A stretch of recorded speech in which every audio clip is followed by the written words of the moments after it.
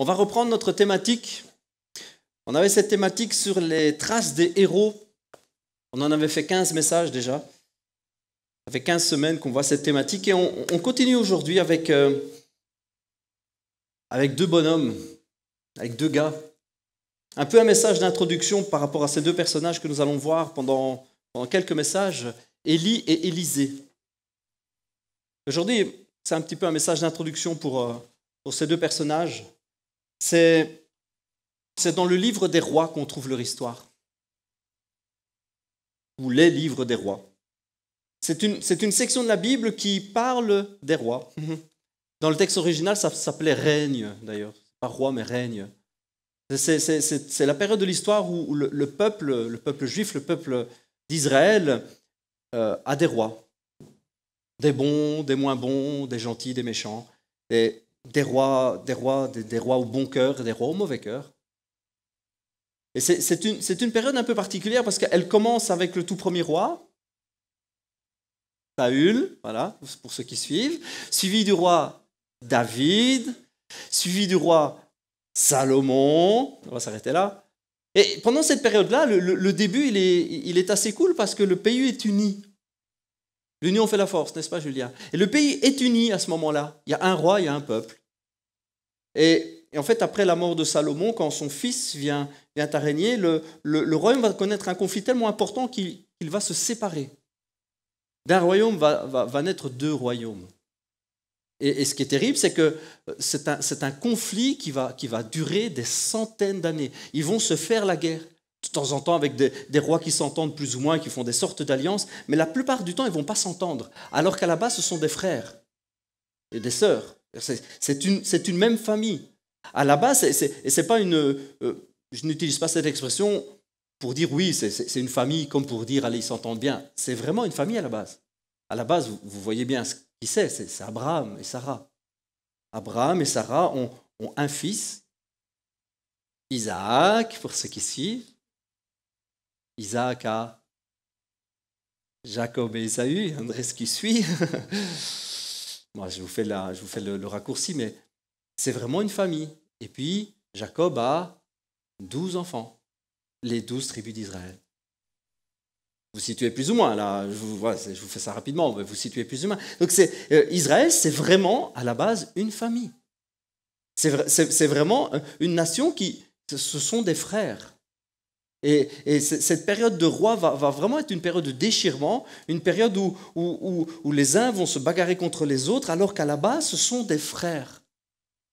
Ce sont des frères. Et Élie et Élisée apparaissent un petit peu à ce moment-là, un petit peu au milieu de l'histoire. Ils arrivent un peu, d'abord Élie, puis Élisée, ils arrivent dans cette période de roi, avec des bons et des moins bons rois. Et l'époque où Élie va apparaître, Élie va entrer en scène, c'est vraiment Vraiment, ils ont tiré vraiment le bon numéro avec celui-là, c'est vraiment un mauvais roi. Je ne dis pas ça parce que je ne l'aime pas, je dis ça parce que c'est vraiment un gars qui fait des mauvais choix. C'est Akab. Alors, la période d'Akab, vous avez vu des tas de rois avant lui, des bons, des rois qui s'attachaient vraiment à Dieu, puis des rois qui ne s'attachaient vraiment pas à lui. Alors là, vraiment pas. Et Akab, ça fait partie de ces rois qui ne s'attachent vraiment pas à Dieu. Vous voyez, à la base, pourquoi je vous parle d'Abraham, etc., je vous dis que c'est une famille, c'est parce qu'à la base, Dieu pour eux, ce n'est pas une relation étrangère, c'est censé être une relation de cœur avec Dieu. Le royaume d'Israël est censé avoir une relation de cœur.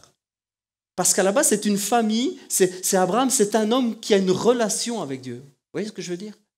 Tout vient d'un gars qui a été, comme la Bible le dit, un ami avec Dieu. Dieu l'appelle son ami. C'est un truc fun quand même, quoi. C'est chouette, Dieu l'appelle son ami. Il est l'ami de Dieu. Il a une vraie relation avec Dieu. Et toute cette famille, tous les descendants et les enfants et les petits-enfants et les arrière-petits-enfants et les arrière-petits-enfants, ils sont tous censés continuer dans cet état d'esprit-là. Suivre Dieu non pas par religion, mais par relation. Parce que le premier de la famille qui avait fait ça avait cette relation, il avait cette intimité avec Dieu. Et ce qui est malheureux, c'est qu'ils l'ont perdu avec les années. Ils ont vraiment perdu ça. Et on retrouve, les années passent, on retrouve le peuple d'Israël qui, après que la famille de Jacob soit descendue en Égypte, un peuple qui s'établit, une famille qui grandit et qui s'établit en Égypte. Les années passent et puis en Égypte, vous le savez, ils deviennent esclaves. Vous avez les chats, les chiens, et puis vous avez eux. Ils sont esclaves. Les Égyptiens ont sur eux droit de vie et de mort. C'est un truc, ça choque personne, quoi. À la limite, ça embête parce que c'est de la main-d'œuvre qu'on perd. Mais c'est juste ça. Ils deviennent esclaves. Et on retrouve à ce moment-là de l'histoire Moïse. Ok, vous me suivez toujours? Et Moïse va être là, il va apparaître comme un libérateur. Et à ce moment-là précis, plus personne ne connaît Dieu. C'est un truc de ouf. C'est une famille qui, les grands-parents, les arrière-grands-parents, ils ont vraiment été connectés à Dieu, ils ont une relation intime avec Dieu. Les années passent, les enfants, les générations passent, et puis on arrive à un moment où ils sont réduits à l'esclavage, mais ce qui est dingue, c'est que plus personne n'a de relation avec Dieu à ce moment-là. Et Moïse arrive comme un libérateur, il arrive comme l'envoyé, le mandaté de Dieu, il arrive pour les faire sortir d'Égypte et surtout aussi pour leur faire connaître Dieu. Pourquoi je vous parle de tout ça? Parce que ce peuple est censé vivre une connexion, une relation avec Dieu depuis le début. Et à chaque fois que le temps passe, ils oublient Dieu, ils déconnectent complètement de lui. Et ce Moïse qui vient les rechercher, c'est un homme qui a soif de connaître Dieu. Il veut connaître Dieu, il veut connaître qui il est. Il veut connaître qui il est. Alors on peut montrer le diapo qui dit et qui parle de Moïse, c'est Exode 33. Moïse, c'est vraiment cet homme, et vous allez comprendre pourquoi je vous parle de ça et vers quoi je veux venir. Moïse, c'est vraiment ce gars qui veut apprendre à connaître qui est Dieu. Il veut retrouver cette relation avec Dieu. Alors que depuis Abraham, des années sont passées. Ça fait 400 ans que la famille de Jacob est descendue en Égypte. Ça fait 400 années. Les générations sont passées. On compte plus ou moins 20 années par génération. La moyenne, 20 à 25 années. Ça vous fait des générations, hein, des pères, des fils, des pères, des fils, des pères, des filles. Des mères, des filles, ça marche aussi. C'est des années, des générations. Et alors qu'ils sont censés connaître Dieu, ils ne connaissent plus Dieu. Et Moïse arrive et Moïse, il veut connaître. Je vous lis, c'est marqué derrière. Moïse dit à l'Éternel, écoute, tu me demandes de conduire ce peuple. Moïse est envoyé pour aller le rechercher et pour le conduire. Il le prend d'Égypte, il le conduit d'Égypte pour aller vers un pays. Mais tu ne me fais pas connaître qui tu enverras pour m'accompagner. Ils sont un peu seuls quand même, ils sont un peu largués. Pourtant, tu m'as dit... Je t'ai choisi personnellement et tu jouis de ma faveur. Eh bien, si réellement j'ai obtenu ta faveur, veuille me révéler tes intentions. Fais-toi connaître à moi.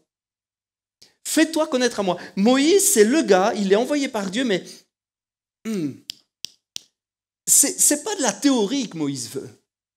Il veut pas une divinité, il veut pas une religion. Moïse, il veut une relation. C'est dans ses tripes, c'est dans ses gènes.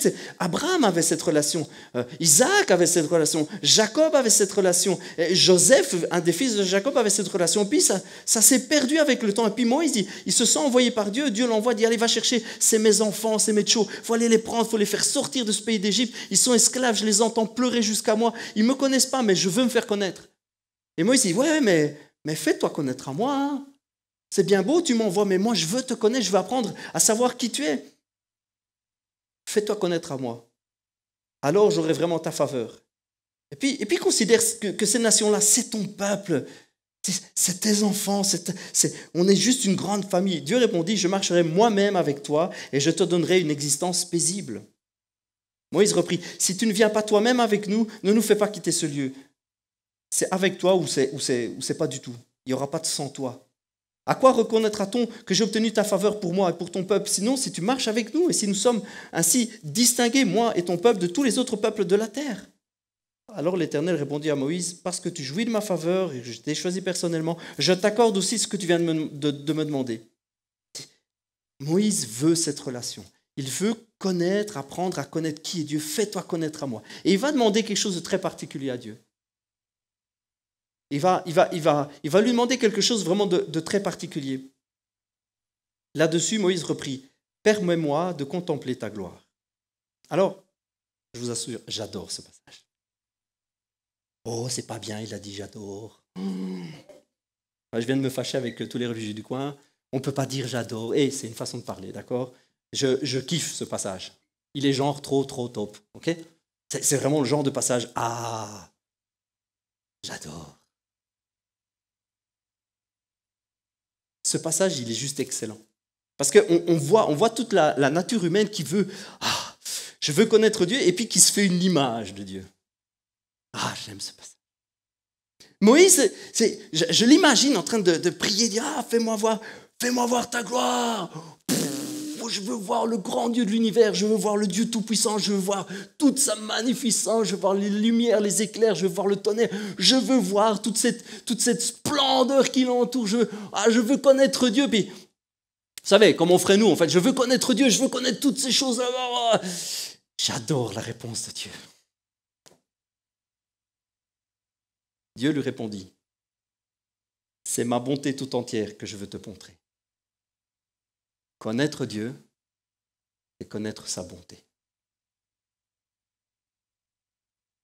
La vraie vie, la vie entière, notre existence, a pour but de connaître Dieu. Et connaître Dieu, c'est connaître sa bonté. Je veux voir ta gloire, je veux voir des trucs de dingue, de ouf, je veux voir les lumières, je veux voir le ciel. Oui, moi j'ai déjà demandé ça à Dieu. Vous pouvez le demander, moi je l'ai déjà demandé. Je vais, montre-moi les anges, montre-moi le ciel, montre-moi des trucs. Vous savez ce que Dieu m'a vraiment révélé pendant ces dernières années? Je vous le donne en mille, sa bonté. Demandez à Dieu chaque jour, montre-moi qui tu es, montre-moi, révèle-moi qui tu es. Je vous mets au défi de voir autre chose de Dieu. Vous n'aurez que ça, parce que c'est là toute sa gloire. Notre Dieu est un Dieu bon jusqu'au bout des doigts. Il est bon, il est la bonté même, il est l'essence de la bonté, il est la bonté. Et Moïse dit, fais-moi voir ta gloire. Dieu lui répond, je vais te révéler ma bonté. Et la diapo suivante, c'est le passage où vraiment Dieu va vraiment descendre et se montrer à Moïse. Parce que Moïse en tant qu'homme, avec sa nature, etc., ne peut pas voir Dieu face à face. Dieu est trop saint, on est d'accord qu'ici-bas, dans cet état-là, il n'y avait même pas eu Jésus, il n'y avait même pas eu la croix. Dans toute cette nature humaine, il ne peut pas vraiment voir Dieu face à face. Mais Dieu va se montrer de dos. Et Dieu va révéler son nom. J'aime ce passage, je vous assure, je kiffe trop. L'Éternel descendit dans la nuée. Il se tint là près de lui et proclama son nom. Il passa devant lui en proclamant. C'est Dieu qui se nomme lui-même. C'est Dieu qui se nomme lui-même. Moi, je kiffe ça, c'est un truc de fou. C'est Dieu qui se présente. Vous pourrez dire, il va se présenter comme étant le Dieu de l'univers, le Dieu créateur, le Dieu tout-puissant. L'Éternel, un Dieu plein de compassion et de grâce, lent à se mettre en colère et riche en amour et en fidélité. La révélation de Dieu. Tu veux savoir qui je suis, man? Je suis la bonté, je suis l'amour et le pardon. C'est moi. Voyez-vous, toutes ces années ont fait que ce peuple-là a oublié qui est Dieu. Et puis il y a un gars qui est appelé de Dieu pour les aider à reconnecter avec Dieu. Et ce gars-là, il dit, ok, je veux bien, mais il faut d'abord que tu me dises qui t'es. Je ne peux pas présenter quelqu'un que je ne connais pas.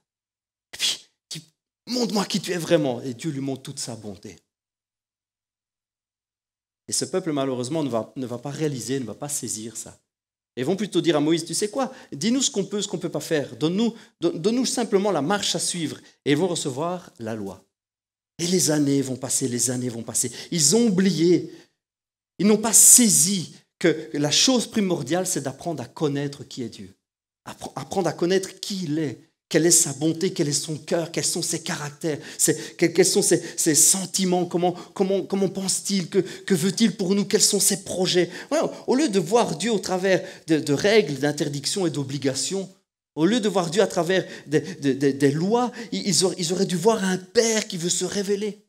C'était vraiment le désir de Dieu pour eux. Ils voulaient se révéler. Et puis le peuple s'est établi dans ce pays, et puis les rois sont arrivés, et puis on arrive vraiment à une période où Élie et Élisée, c'est pour ça que je vous parle de tout ça, Élie et Élisée arrivent à une période où vraiment, il n'y a plus personne, quasi plus personne, il n'y a vraiment pas grand monde qui connaît vraiment qui est Dieu, encore une fois.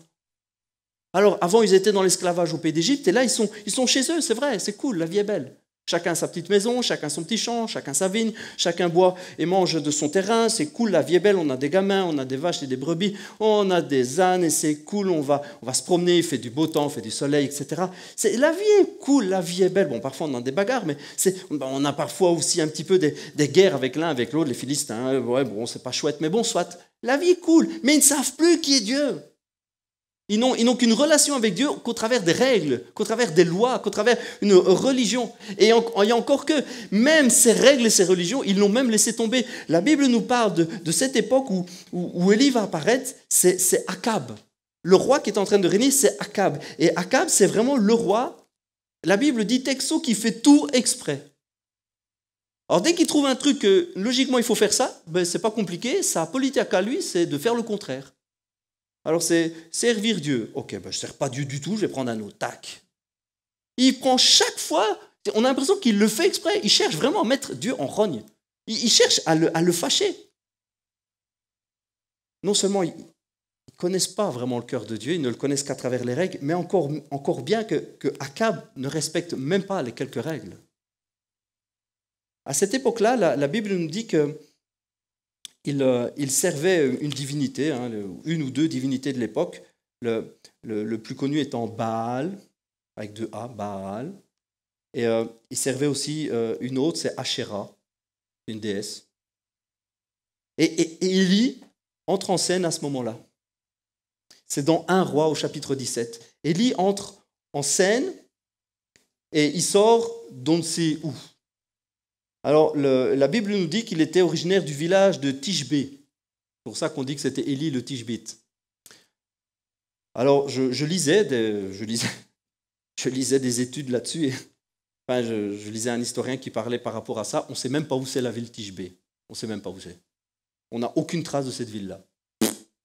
Il sort, c'est vraiment pour vous dire, il sort de n'importe où. Le gars, il apparaît à un moment, il toque chez le roi. Je peux entrer, je veux audition chez le roi. Oh, ok, man. Il rentre. Je parle de la part de l'Éternel. Et t'es d'où, toi, Tishbé? C'est où ça? C'est chez nous? C'est chez nous, Tishbé. T'es sûr, t'écris ça comment? Tishbé. Un prophète nommé Élie, originaire du village de Tishbé, en Galade, c'est à Galade, on voit où c'est, vient dire au roi Akab. Il se présente à lui et lui dit ceci: aussi vrai que l'Éternel, le Dieu d'Israël, que je sers, est vivant, il n'y aura ces prochaines années ni rosée ni pluie, sauf si je le demande. Je sais, dit comme ça, plif plaf plouf, ça a l'air d'être une punition, n'est-ce pas? Je vous assure, j'ai longtemps vu ça comme une sorte de punition. Ah, tu veux faire le malin, tu veux pas suivre Dieu, ben patatras, tu n'auras plus de pluie. Vous savez, Dieu n'est pas comme ça. Il faut chercher à comprendre les choses. C'est vraiment très, très particulier ce qui se passe là. Le nom du prophète Élie en hébreu, c'est Elia ou Eliahu. Ça veut dire l'Éternel est mon Dieu. Rien qu'en se présentant, il dit salut les copains, je m'appelle Élie, il déclare c'est l'Éternel qui est Dieu. Vous suivez Astarté, Asherah, Baal, etc. C'est l'Éternel qui est Dieu.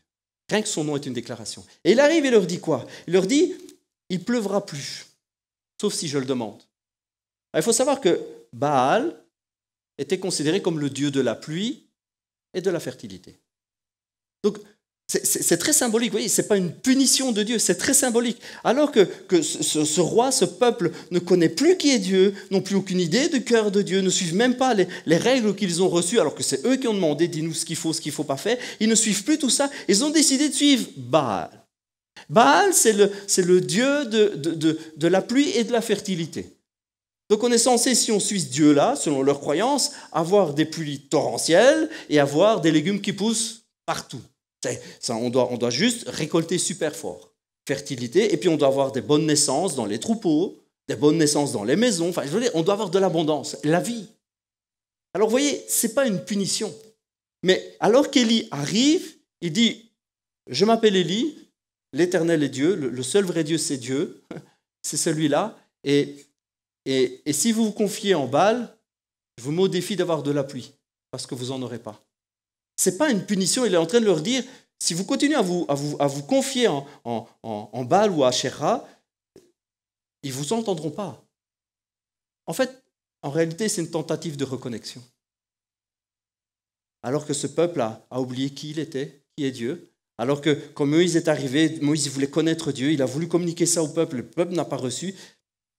On se trouve là des années et des années plus tard, et ce peuple ne connaît toujours pas qui est Dieu, et Dieu envoie encore quelqu'un. Il a envoyé à l'époque Moïse, il envoie maintenant Élie, notre ami, et puis il va envoyer un petit peu après Élisée, pour leur faire comprendre. C'est une tentative de reconnexion en leur disant, c'est moi le vrai Dieu de la fertilité, c'est moi le vrai Dieu de la pluie, c'est moi qui peux pourvoir à tous tes besoins. Vous savez, ce n'est pas une question que Dieu punit en leur envoyant pas la pluie. Il est écrit quelque part d'autre. Vous connaissez votre Bible un peu? Il est écrit quelque part d'autre que Dieu fait pleuvoir sur les justes et sur les injustes. Alors Dieu ne se contredit pas, les loulous. Je ne vous l'ai pas noté parce que ce n'est pas nécessaire, mais c'est écrit. Dieu fait pleuvoir sur les justes, sur les injustes. Allez, je vous la fais simple. La pluie, c'est une sorte de système automatique que Dieu a mis en marche et ça fonctionne, c'est tout. Ça veut dire, c'est pas que Dieu choisit une fois de faire pleuvoir sur l'un, une fois ça fonctionne. Il pleut, c'est tout, il pleut, voilà. C'est la nature. Dieu a mis en route la nature. Dieu s'occupe parce que ça fonctionne plus ou moins bien, mais Dieu laisse la roue tourner. Vous comprenez ce que je veux dire? La nature, c'est bien pour ça qu'on arrive à la détraquer. Comprenez bien, j'espère pas vous perdre là-dessus, mais comprenez bien que si c'est Dieu qui tenait les rênes et le contrôle de la nature, je vous mets au défi d'aller les dérégler, la nature dans ses propres mains, lui. Vous avez déjà réfléchi à ça? Oui, c'est Dieu qui a mis en route tout ça, mais Dieu laisse la machine tourner. Notre corps fonctionne.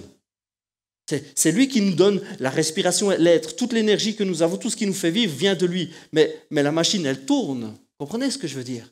Et la pluie, elle tombe une fois sur le gentil, une fois sur le méchant. Ça n'a rien à voir. Il pleut par ici, il pleut par là. Et d'ailleurs, en Belgique, on a tiré le gros lot là-dessus. Il pleut tout le temps, ben oui. Et c'est pas que Dieu a choisi de faire pleuvoir plus fort sur nous. Vous comprenez où ce que je veux en venir? Ne croyez pas que Dieu n'aime pas la Belgique et du coup, chez eux, il va pleuvoir. Il pleut, il y a un petit peu par-ci, un petit peu par-là, un petit peu plus ici, c'est sûr. Et un petit peu moins par-là, c'est vrai. Mais il pleut ici et Dieu nous aime quand même. Vous pouvez dire amen à ça, Dieu nous aime, amen, amen. Et il y a ce moment-là de l'histoire, Dieu n'est pas en train de punir ce peuple, Dieu est en train d'essayer de reconnecter en leur disant, moi je peux déverser des tas de choses sur vous, des bénédictions, la vie en abondance, c'est hyper symbolique ce que Dieu est en train de faire. C'est vraiment une tentative de reconnexion avec ce peuple. Et ce peuple, on pourrait croire qu'à ce moment-là, ils feront « Waouh, c'est génial, en fait, c'est Dieu qui est Dieu. » Et alors, si tu le demandes, il pleuvra. Tu t'appelles d'ailleurs Élie, donc l'Éternel mon Dieu. Élie prie, et l'Éternel mon Dieu, c'est « Waouh, ouais, on comprend la mécanique. Ouais, en fait, Dieu veut... » Ben non, je peux vous dire, c'est pas du tout leur réaction. On pourrait croire qu'Akab va se dire « Oh, punaise, j'y avais pas pensé. Ah c'est fini, allez, balles, vous mettez tout ça dehors, maintenant on va servir Dieu. » Non. Non, on pourrait croire qu'ils vont réagir comme ça, mais pas du tout. Ouais, même plus tard, on le verra dans les prochains messages, mais ils vont même essayer de faire mourir Élie et Élisée. Il n'y a pas de souci là-dessus. Ils vont essayer de les faire mourir.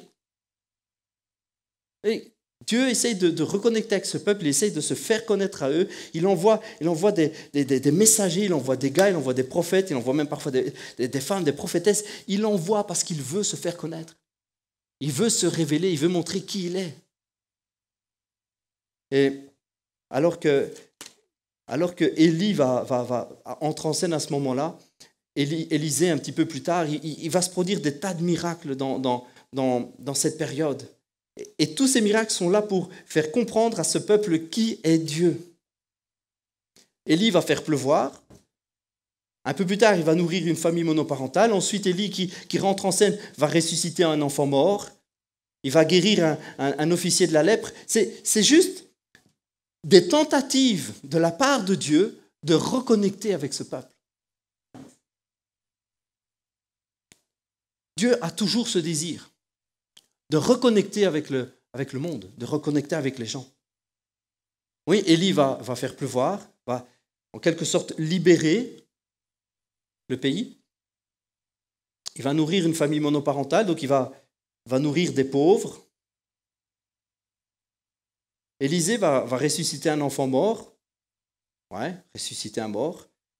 Il va guérir un officier de sa lèpre, c'est guérir les malades. Ça vous fait penser à rien? C'est la mission des apôtres. C'est la mission de Jésus sur terre.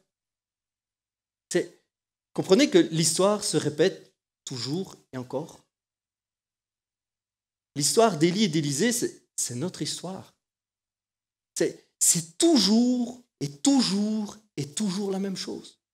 Si aujourd'hui, ce soir, quand vous rentrez, vous dites dans votre chambre, « Oh punaise, je voudrais connaître Dieu aussi, fais-moi voir ta gloire », je vous assure, il va vous montrer sa bonté.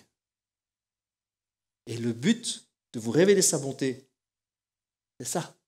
Pas moi, c'est mon t-shirt. C'est notre mission. C'est la mission qu'Élisée avait avec Élie et Élisée ont eu exactement cette mission, reconnecter ce peuple à son Dieu. C'est la mission que nous avons encore aujourd'hui. Voilà comment Jésus va se présenter. Luc 4, le passage peut s'afficher. Luc 4. Jésus va vraiment commencer son ministère avec un texte absolument extraordinaire. C'est lui qui va le lire. Il va se rendre à Nazareth, dans la ville où il a été élevé, et pendant le jour du sabbat, il va se lever pour pouvoir lire le parchemin. Et voici ce qu'il va lire. « L'Esprit du Seigneur repose sur moi parce qu'il m'a désigné par l'onction pour annoncer une bonne nouvelle aux pauvres. Il m'a envoyé proclamer aux captifs la libération, aux aveugles le recouvrement de la vue, pour apporter la délivrance aux opprimés et proclamer l'année de grâce accordée par le Seigneur. » Ça résonne comme les miracles d'Élie et d'Élisée. Ça résonne exactement de la même manière. Bonne nouvelle aux pauvres, et libérer captifs, ceux qui sont comme ce pays qui était captif du fruit de la terre, de la pluie, il va libérer la délivrance aux opprimés, accorder une année de grâce et de bénédiction. C'est exactement ce que Jésus va dire aussi après à ses disciples en Matthieu 10, guérissez les malades, on peut afficher le passage aussi, guérissez les malades, ressuscitez les morts, rendez purs les lépreux, expulsez les démons. C'est dingue comme la mission est toujours la même.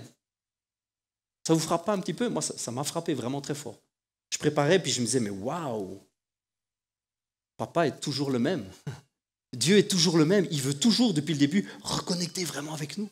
Et il veut, au travers des miracles qu'il fait, il veut libérer les gens, libérer de leur souffrance, libérer de leur malheur, aider à nourrir des pauvres, exactement comme Julien et la SBL Un temps pour aimer ont le désir de soutenir une telle ou une telle association, et nous allons les soutenir aussi. C'est toujours la même chose. Dieu veut vraiment se révéler comme il est, un Dieu d'amour, un Dieu qui guérit, un Dieu qui libère, un Dieu qui rend libre.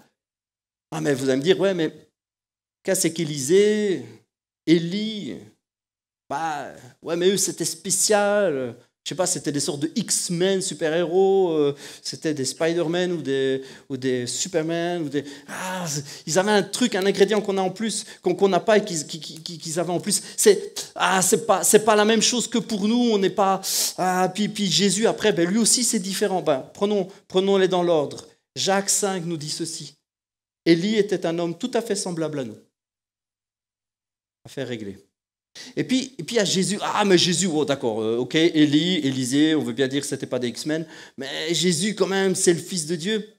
Remarquez combien de fois Jésus se présente à ceux qui viennent lui poser des questions, et surtout à ces pharisiens qui viennent lui dire, montre-nous un signe. Vous ne verrez d'autre signe que Jonas, le Fils de l'homme. Jésus ne se présente pas comme le Fils de Dieu, il se présente comme le Fils de l'homme. Pourquoi, à votre avis? Parce que c'est dans sa nature tout à fait humaine, mais revêtue de la puissance du Saint-Esprit, qu'il a fait ces miracles. Élie et Élisée, c'étaient des potes comme nous, ils avaient 2 jambes, 2 bras, et ils n'avaient rien de particulier. Jésus, dans sa nature humaine, alors qu'il est venu sur terre, a revêtu toute notre humanité à 100%. Il est venu vraiment comme un homme. La Bible nous explique qu'il n'a pas cherché. Il n'a pas cherché à prouver vraiment qu'il était fils de Dieu par ce qu'il était là, mais qu'il s'est dépouillé lui-même. Alors le texte second dit, voilà, il n'a pas regardé son égalité avec le Père comme une proie arrachée. Je connais encore le texte par cœur, mais bon. Ça pour dire qu'il n'a pas voulu prouver en tant que tel que c'est en tant que fils de Dieu qu'il faisait ça. Il n'a pas voulu dire, oui, mais moi je suis le fils de Dieu, je suis capable de. Non, il s'est présenté humblement devant nous. Il est venu sur terre en tant que fils de l'homme. Il le dit à plusieurs reprises. Fils de l'homme.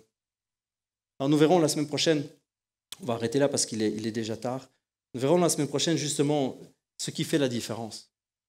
Parce qu'il y a vraiment quelque chose. Et on va voir entre Élie et Élisée tout ce processus de passage d'onction et vraiment où le Saint-Esprit va revêtir l'un l'autre. Et c'est absolument extraordinaire parce que c'est ça qui fait toute la différence. On voit que les miracles qui vont accompagner le mystère de Jésus, c'est quand Jésus va être revêtu de la puissance du Saint-Esprit. C'est vraiment extraordinaire. On va voir ça dans les semaines qui suivent. Mais Ce que je voulais vous communiquer aujourd'hui et ce que je voulais vous laisser sur le cœur aujourd'hui, c'est cette grande mission. Cette grande mission que Dieu nous laisse et Dieu nous donne n'est pas de bourrer la tête des gens avec de la théologie, mais de leur révéler avec tout notre être qui est réellement Dieu. Parce que la vraie vie, c'est de connaître Dieu. Et ça, je tiens ça de quelqu'un que j'apprécie beaucoup. Je tiens ça de quelqu'un que j'estime beaucoup. Je tiens ça de quelqu'un vraiment que je connais personnellement. Alors, il est vieux, mais il vit encore. Il s'appelle Jésus. Il a dit dans Jean 17, « Or, la vie éternelle consiste à te connaître, toi, le Dieu unique et véritable. » Je le tiens de lui, ça. Je ne l'ai pas sucé de mon pouce. La vie éternelle consiste à te connaître, toi. Dans le texte grec, le mot éternel, là, c'est aionios. Aionios. Ça veut dire sans commencement, sans fin, qui a toujours été, qui sera toujours. Dans toute sa plénitude. C'est la vraie vie, la vraie existence. L'existence pleine, l'existence parfaite, mettez le mot que vous voulez. La vraie existence, c'est de connaître Dieu. Nous ne sommes pas là pour distribuer des cours de théologie ou pour remplir la tête aux gens avec des règles.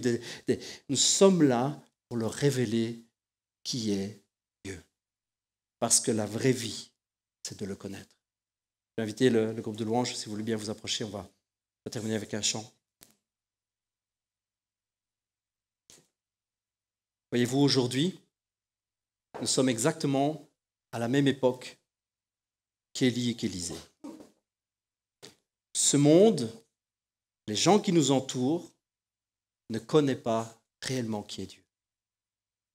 Parce que des choix, parce que la vie est là, parce que chacun est occupé à ses affaires, parce qu'il y a tellement de bonnes ou de mauvaises raisons. Tellement de raisons. Tellement d'occupations, tellement de temps qui passe, tellement de générations qui ont passé.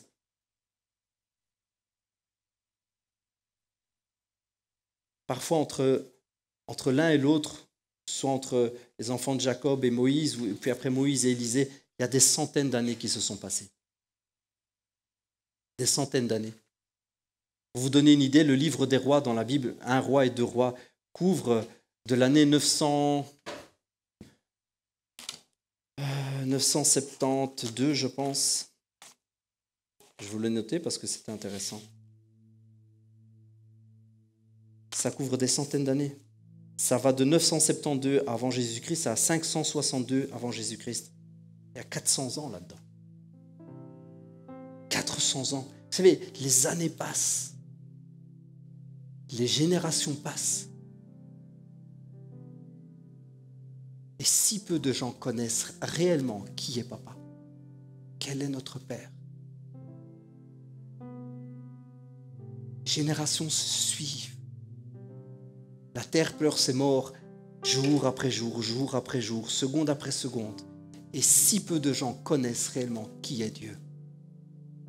La mission de Moïse, la mission d'Élie, la mission d'Élisée, la mission des apôtres et notre mission, année après année, génération après génération, est toujours exactement la même. Fais-moi connaître qui tu es.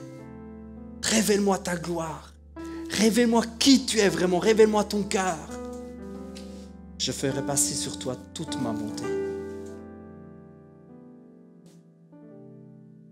Ce que Dieu demande et ce que Dieu attend de nous, c'est que nous soyons ses ambassadeurs, ses messagers.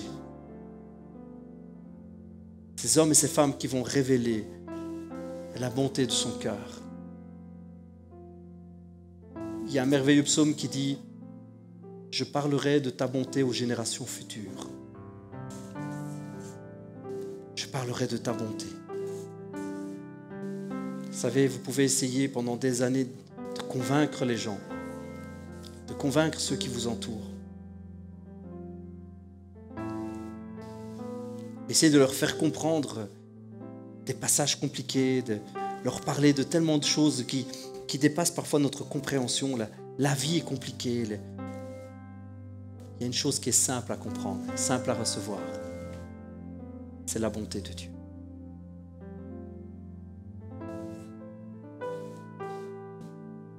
Je vous invite à prier avec moi. Ensuite, on va chanter ce chant qui dit « Je m'abandonne. Je veux plus te connaître.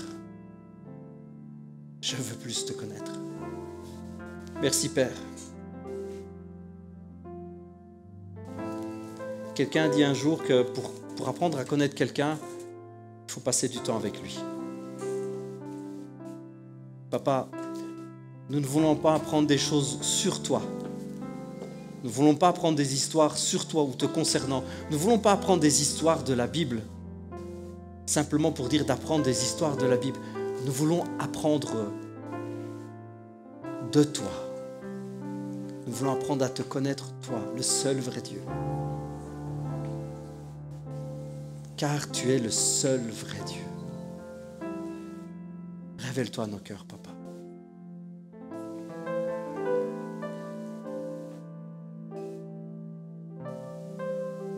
Papa, on ne peut pas partager ce que nous-mêmes nous n'avons pas reçu.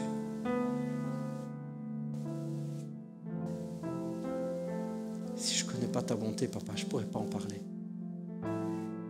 Je t'en prie, révèle-moi encore et encore. Fais passer toute ta bonté sur mon cœur. Fais-moi qui tu es. Je vais apprendre à te connaître. Je ne ferai pas assez toute ma vie, toute l'éternité pour apprendre à connaître quelle est réellement ta bonté, mais je vais apprendre. Je vais apprendre encore et encore et encore. Je veux me lever chaque matin. Que tu fasses passer sur mon cœur ta bonté, ton amour.